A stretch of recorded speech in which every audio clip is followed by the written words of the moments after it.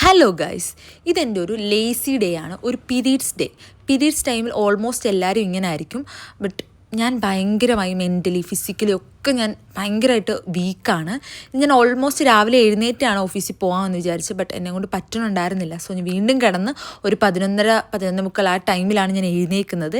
എനിക്ക് നല്ലപോലെ വിശന്നിട്ടാണ് ഞാൻ എഴുന്നേറ്റ് മോയ്സ്ചറൈസറൊക്കെ തേച്ച് ലിബാമോ, കാരണം നമുക്കൊന്ന് ബൂസ്റ്റ് ചെയ്യണമല്ലോ, പ്രിപ്പ് ചെയ്യണമല്ലോ.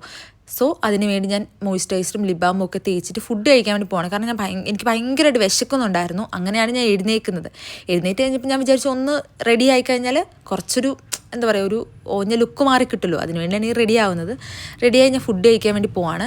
നിങ്ങൾ ഈ പീരീഡ്സ് ടൈമിൽ എങ്ങനെയാണെന്നുള്ളതൊന്ന് കമൻറ്റ് ചെയ്യണേ. ഇപ്പം ഞാൻ കാണിക്കുന്നത് പീരീഡ്സിൻ്റെ പിമ്പിൾസാണ് ഈ കാണിക്കുന്നത്. കാരണം പീരീഡ്സ് ടൈമിൽ എനിക്ക് നല്ലപോലെ പിമ്പിൾസ് വരും. അതെല്ലാവർക്കും സ്വാഭാവികമാണല്ലോ. ഈ പീരീഡ്സ് ടൈമിൽ നമ്മൾ ഇമോഷണലി ഭയങ്കര വീക്കാവും. പ്രത്യേകിച്ച് ഞാൻ ഭയങ്കര വീക്കാവും. എനിക്ക് ഒരു മെൻ്റൽ സപ്പോർട്ട് എനിക്ക് അപ്പം ഭയങ്കരമായിട്ട് വേണ്ടി വരും. ലൈക്ക് ഞാൻ എൻ്റെ പപ്പേനെയും അമ്മേനെയും ഒക്കെ മിസ് ചെയ്യും. കാരണം ഞാൻ ഇവിടെ ആണല്ലോ, എറണാകുളത്താണല്ലോ, അവർ നാട്ടിലുമാണ്. സോ അവരെ ഞാൻ ഭയങ്കരമായിട്ട് മിസ് ചെയ്യും. അമ്മേനെ പ്രത്യേകിച്ച് ഞാൻ ഭയങ്കരമായിട്ട് മിസ് ചെയ്യും. എനിക്കപ്പോൾ ഒരു മെൻ്റൽ കണക്ഷൻ അല്ലെങ്കിൽ ഒരു എന്താ പറയുക, എനിക്കൊരു മെൻ്റൽ സപ്പോർട്ട് വേണ്ടി വരും. പക്ഷേ നമുക്ക് എന്ത് ചെയ്യാൻ പറ്റും, റിയാലിറ്റി നമ്മൾ മനസ്സിലാക്കിയേ പറ്റുള്ളൂ. അതുകൊണ്ട് റിയാലിറ്റി മനസ്സിലാക്കി, ഞാനിവിടെ ഒറ്റയ്ക്കാണ്, പക്ഷേ കുഴപ്പമില്ല, നമ്മൾ റിയാലിറ്റി മനസ്സിലാക്കി ജീവിക്കണം. അപ്പോൾ ഇപ്പം ഞാൻ മധുരക്കിഴങ്ങ് സ്വീറ്റ് പൊട്ടറ്റോ ആണ് രാവിലെ ഉണ്ടാക്കി വെച്ചതാണ്, പക്ഷേ കഴിക്കാൻ വേണ്ടി പറ്റിയില്ല. അപ്പോഴത്തേക്ക് എനിക്ക് വയ്യാണ്ടായി, ഞാൻ പോയി കിടന്നു. അങ്ങനെ സ്വീറ്റ് പൊട്ടറ്റോ കഴിക്കുകയാണ്. നിങ്ങൾ പീരീഡ്സ് ടൈമിൽ എങ്ങനെയാണെന്നുള്ളതൊന്ന് കമൻറ്റ് ചെയ്യണം കേട്ടോ. എനിക്കിപ്പം ഈ ഏജ് കൂടി വരുന്നതോടുമാണ് കൂടുതലും എനിക്ക് എന്താ പറയുക, ഞാൻ ഇമോഷണലി ഭയങ്കര വീക്കാകുന്നത്. പിന്നെ കുറച്ച് 2-3 ഡേയ്സായിട്ട് കുറച്ച് പ്രോബ്ലംസും ഉണ്ട്. അതെല്ലാം കൂടെ ആയപ്പോഴത്തേക്ക് നമ്മൾ ഭയങ്കരമായിട്ട് വീക്കാവുമല്ലോ. സോ അങ്ങനെ ഞാൻ വീക്കായ ഒരു ഡേ ആണ്. അത് കഴിഞ്ഞ് ഞാൻ വീണ്ടും പോയി ഈ ഫുഡ് കഴിച്ച് വീണ്ടും പോയി കിടന്നുറങ്ങി. കാരണം നല്ല ക്ഷീണമാണ് ഈ ടൈമിൽ.